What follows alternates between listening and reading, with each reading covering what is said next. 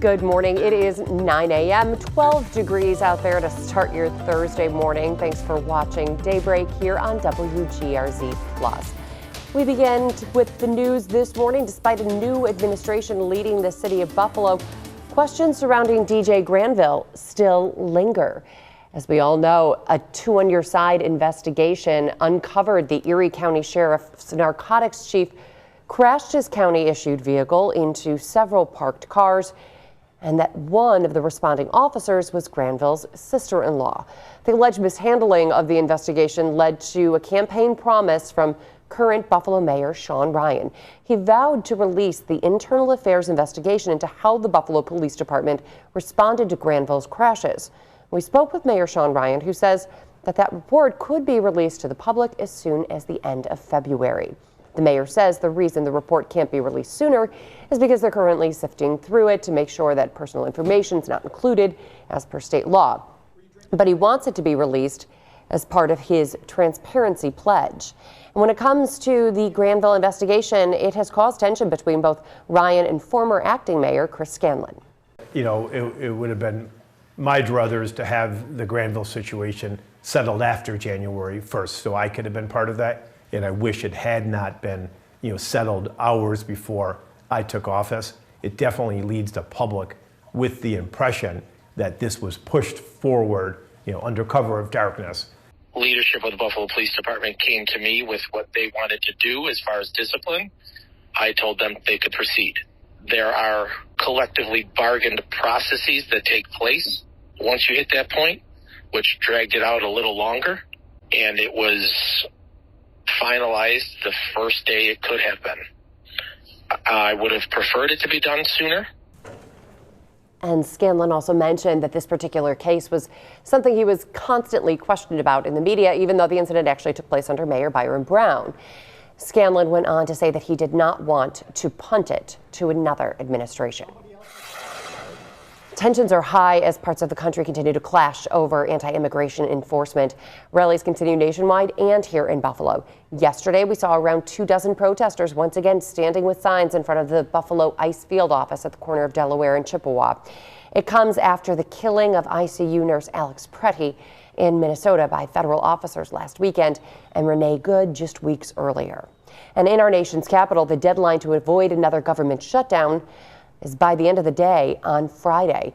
The clashes involving immigration officers could delay an agreement. That's because Democratic senators say they will not support a government spending package without significant changes to the Department of Homeland Security.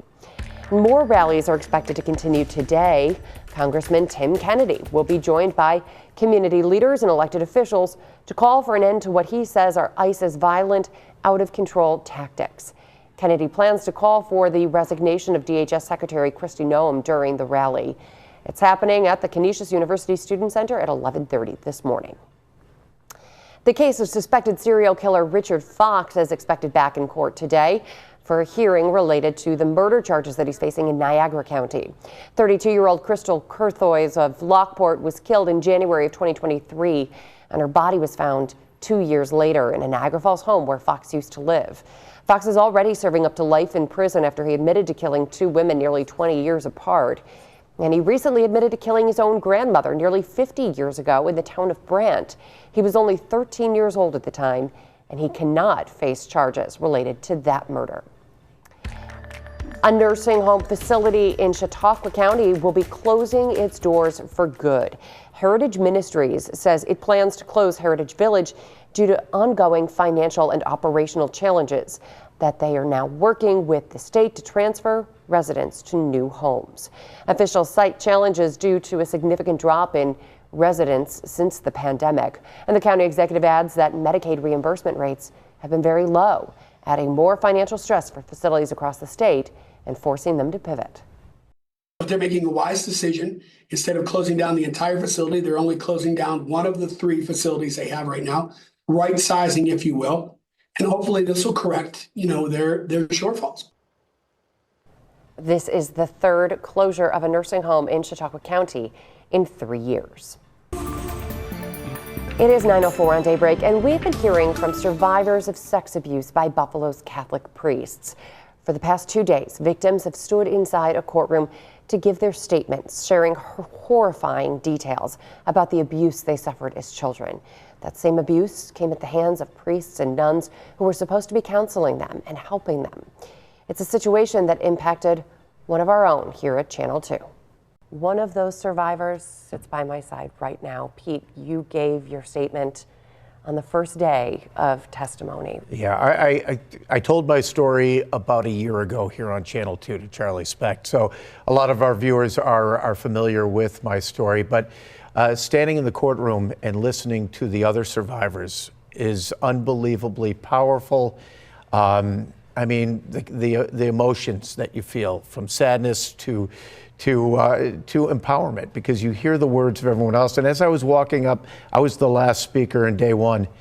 And, you know, being a news person and doing what we do, I'm sitting there going, repetition. I can't have repetition of stories. You know, in the newscast, you want to make sure the stories don't repeat themselves, right?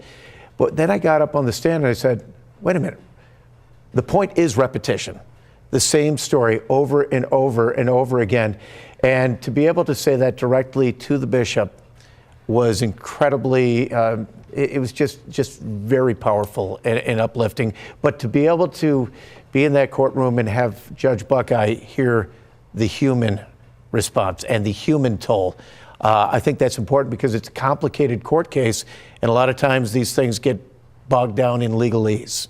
So to hear the human impact and what it's done to people for an entire lifetime is so important in this case. And to be one of the first to share my story and to hopefully inspire others, because, you know, I credited two other survivors with giving me the strength and inspiration to come forward.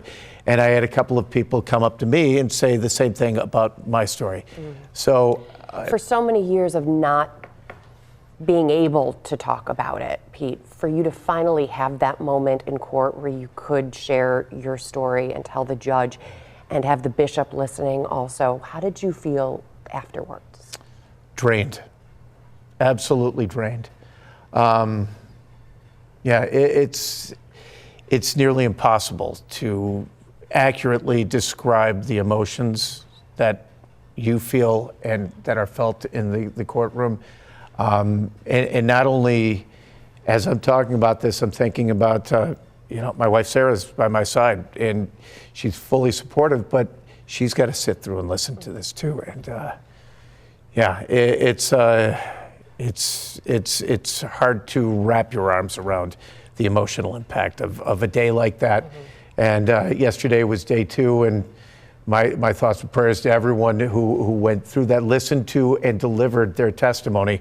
And we've got at least 2 more days of testimony in late February. We're one of 20 on day one. There was 20 on day two, and Yeah. there's 40 more in late February. All such brave victims, survivors coming forward to share their statements, their stories, and to finally wrap up years of anguish in the Catholic diocese. Judge Buckeye said there are 2 scheduled, and if more people want to speak, there will be more scheduled after that, because he wants to hear from anyone and everyone who's been impacted by this. Well, Pete, thanks for your bravery, for sharing your story, and for inspiring so many others. Well, thank you. And we will be right back with more Daybreak. Stay with us.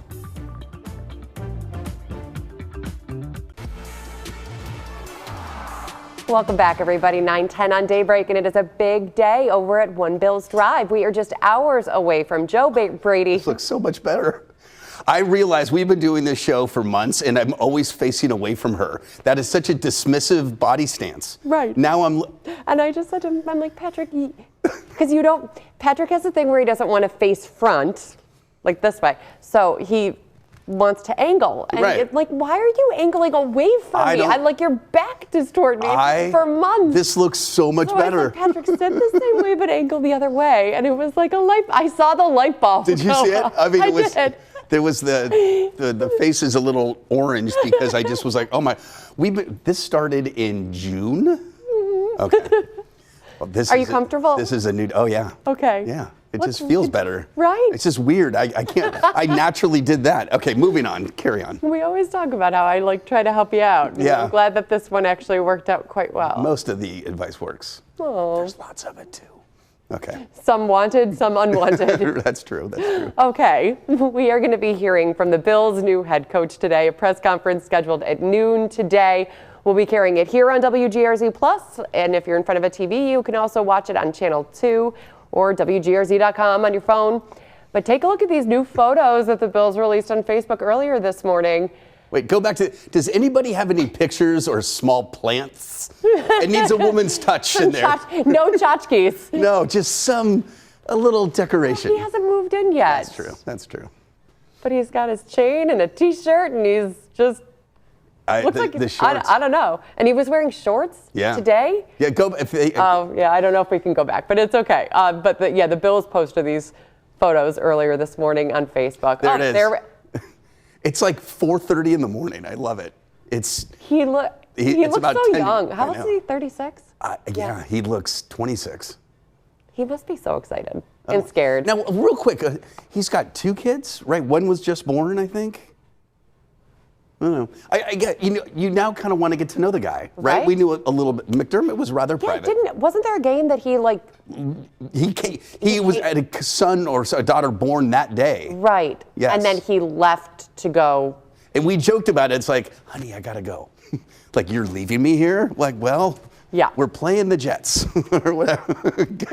So we will have lots of questions, not just about the makeup of his family, but about what. I can't even imagine the questions that you would have for the coach. Are you a Leo?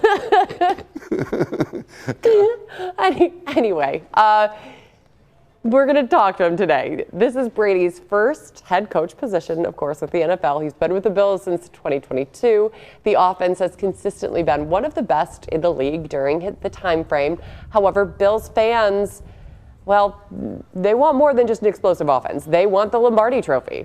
Here's what NFL insider Vic Carucci had to say about Brady's potential job security as head coach.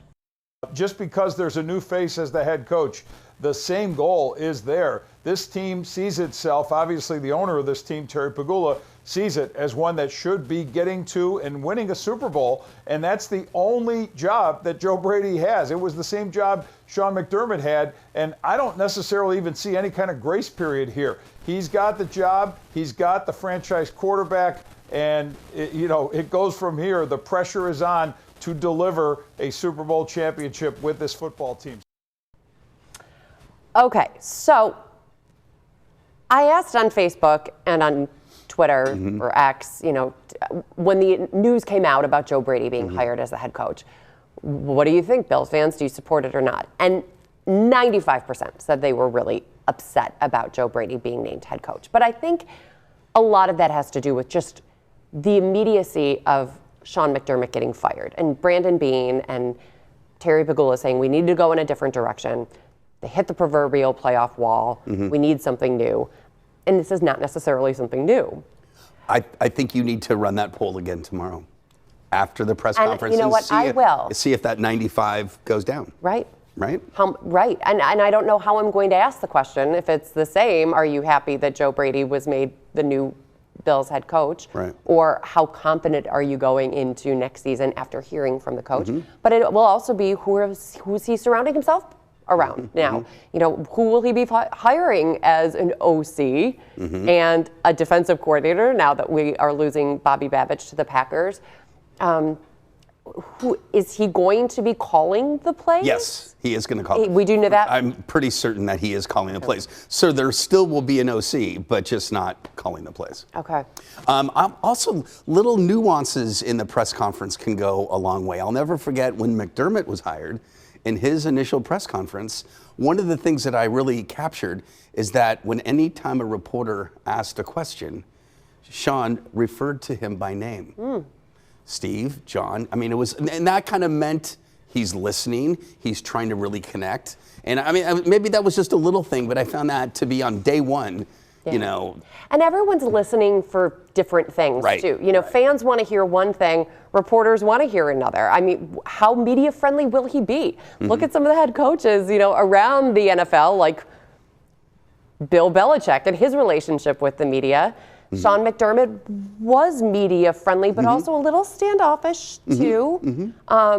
So what kind of head coach, how open will Joe Brady be?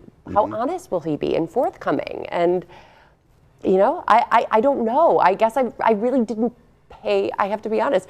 You know, I'm listening to all of Sean McDermott's press conferences. I really didn't listen to many Brady and Babbage pressers. You know what? Because they were always season. they were always like on Zoom. So it's, I don't know. It's just, you don't really get to see body language and, you know, not that that's, I don't know if that's a big of a deal, but yeah, I don't think I listened to much of the OC or DC conferences at all. So I feel like so much is going to be gained today. Gained or lost, but hopefully gained. Yeah, it's a big first impression. Yeah, sure. So, yeah, and who's going to be with him? I would assume that Brandon Beane is going to be there. I bet it's those two. That's it, I would think. And when are we going to hear from Josh Allen? Right. I'm so curious to. Well, that thing is Josh here. I got to believe he's moved back to, but maybe he comes out for this. I don't know. Will they have some recorded statement? I don't know. Like that would be weird. A recorded statement? I'm just. No. I don't know. That could be. I just think I got to believe it's these two because they want to let people know that Josh was a part of this decision, but he didn't make the decision. This was Brandon Beane and they interviewed 9 in all, which is a wide swath. Yeah, but only one interview. Nobody got 2. So that's one of the things, like, okay, we kind of rapid fired in 10 days. They did 9 interviews or something, but nobody got a second. You know, Joe Brady was interviewed twice for the Raiders job, and he was interviewing also for the Ravens job, I think. He was a hot commodity. Yeah. For OC and Baltimore. Okay. But yeah, I mean, if you look at his resume, as you said, you heard Eric Wood talking about it, former Bills player, and that any team would be happy to have Joe Brady. Exactly. And another person I heard from was Ryan. He called me. No, I listened to a podcast of his.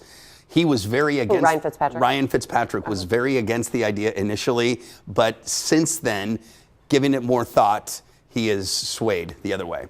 His concern was, we don't want the coach to be Josh Allen's golf buddy. Oh. His good buddy, his good friend. He's got to be somebody that's going to hold Josh accountable, you know? But then, you know, Ryan Fitzpatrick he's like, now that I think about it, this might be a really good fit, so. Interesting. Yeah. All right, it's happening at noon today. A reminder, you can watch it on Channel 2, or you can stream it here on WGRZ Plus, or we'll also be streaming it on WGRZ.com if you're only on your phone. And then we will have lots of analysis. Our sports team will break it all down. Oh, and we also have WGRZ. We've got a Sports Talk Live Plus on Thursday nights here on WGRZ Plus. So that timing will work out. That we'll hear from John. And yes, lots of pluses. Hopefully no minuses. We'll be right back. We are 8 days away from the opening ceremony of the Milan Cortina Winter Games. And one of the most fun sports to watch is women's hockey. And there's a rivalry between the United States and Canada, as you all know. And, you know, New York State has a lot of real estate on the U.S.-Canada border. And as it turns out, there's a lot of representation on the red, white, and blue as well. You could say Haley Skamura was born to be a hockey player. It all started on the backyard rink, though, with my dad and my brothers. Her father, Buffalo's own Peter Skamura, played in the NHL for Washington, and that fact helped Haley to dream big. I think the first kind of like sighting I have of it is when I was on a 10U boys team and everyone wrote down their goals in like this little booklet that the parents would get, and mine said I wanted to be an Olympian. And in the 2022 games, that dream became reality. Despite COVID making things a bit different, she made sure to take in as much as she could. I do remember I made a point to make sure I appreciated every single moment. So I think opening ceremonies was like the most jaw-dropping moment of them all, in my opinion. It was just, it kind of all culminated in that moment that made me realize, like, I am at the Olympics. I fulfilled my dream. Like, this is it. And you're with everyone on Team USA walking in together. So it's just incredible. This time around, she'll have several people from close to home walking with her. We had a sneak peek this past fall with the rivalry series, which saw the U.S. and Canada play against each other in warm-up games, including one here in Buffalo. One of her teammates from that team, as well as on the Olympic roster, is from just down the thruway in Rochester, defenseman Haley Wynn. Yeah, it's obviously everyone's dream to be able to represent your country at the highest stage in the world. So it's kind of surreal to think about that it's an opportunity coming up. If you told 10-year-old me, I probably wouldn't believe it, but it was definitely always a dream that she had. Obviously, the Pro League wasn't a thing when I was 10, so I knew I wanted to play hockey as long as I could, but I knew the Olympics was really like the biggest dream I had because that wasn't going to go away. Those two players are not the only ones from New York State connected with the team. You have team doctor Allie Howe, who grew up in Batavia. When I was in 3rd grade, I thought I'd play soccer in the Olympics. It didn't exist yet, but that was my plan. And I remember writing it on an assignment that we had. And my plan was actually to play with the boys, because that's what we did at that time. And while she didn't make it as a soccer player, her experience in the military and the medical field has seen her go to 2 other Olympics, with Milan Cortina being number 3, something her parents recently shared with one of Allie's elementary school teachers. And she said, "Oh, did Allie ever make it to the Olympics? She really wanted to go to the Olympics." And my parents said, "Yes, she did. She did. She's gone to quite a few." And the trainer said, "Holy cow, like, what sport?" And they said, "Oh, no, she's just a doctor." Another member of the team also had an unusual path to the games. Katie Million grew up in Hannibal in central New York. After college, she went to work for the Olympic Authority in Lake Placid. Through that experience, she landed a job as the women's commissioner of the Western Collegiate Hockey Association and ultimately the executive director of all of USA Hockey's women's programs. One connection she made in her early days in Lake Placid was coordinating events for the 1980 Miracle on Ice team, an experience that continues to have a great impact on her. What I've learned from those guys have been able to bring with me to, this team, and, it's very inspirational for sure. Inspirations of gold as the Empire State shows out strong for the red, white, and blue. All right, very cool. That is cool. Yeah, and one more sports-related item that we want to talk about. Disappointing morning for Jessie Pegula. I guess it was afternoon over in Australia. Just a couple of hours ago, Jessie lost in the Australian Open semifinals. She lost to Elena Rybakina of Kazakhstan in straight sets. So Pegula's next opportunity to win her first Grand Slam is the French Open, and that's happening in May. Okay. You compared her to the Bills. Just they're excellent. They're championship quality, right? Yeah. She makes it deep into the playoffs, but just needs waiting to get that first Grand Slam title. Hits the proverbial wall. Okay.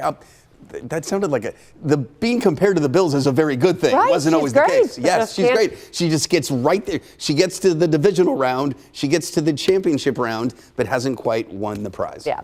Hopefully her time will come. Wouldn't it be great if it was next year for all of the Pegula's teams? Exactly. Right? Wow. Yes. Can you imagine? By the way, the Sabres play tonight, and they are hot. It's awesome. They are playing at home against the Kings. Puck drops at 7 tonight. It'll be a big night for Alex Lyon and net because UPL is injured. I don't know how badly. But Alex Lyon has won 9 consecutive games in net, and 10 would be a franchise record. Wow. So that would happen tonight.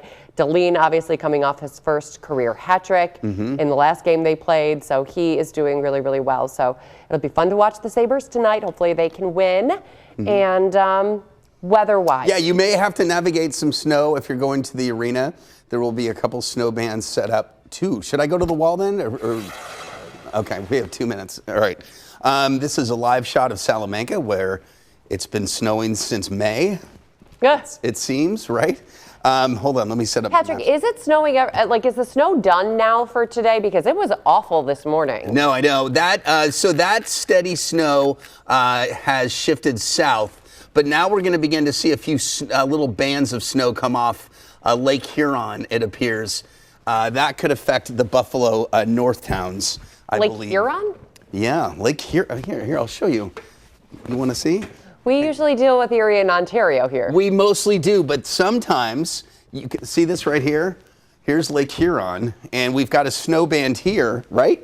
And that's extending into, or eventually into Chautauqua County. But you can also get a band that extends in towards Niagara County and northern Erie. And then this body of water is the Georgian Bay, okay? It too can provide lake effect streamers that affect areas usually Not so much Erie County, but Niagara County or northern Erie County, and then down into Chautauqua County. So that is something we are going to watch. And then also, here we'll zoom in a little tighter here. We're getting some Lake Ontario snow as well. Look at that. It's kind of enhanced just in the last little bit. Also, we've got some snow down here in Eden. That will probably slowly fizzle. And then the focus will be here across again, northern Buffalo, North Towns, and into Niagara County. All right, a quick peek to the 7-day forecast.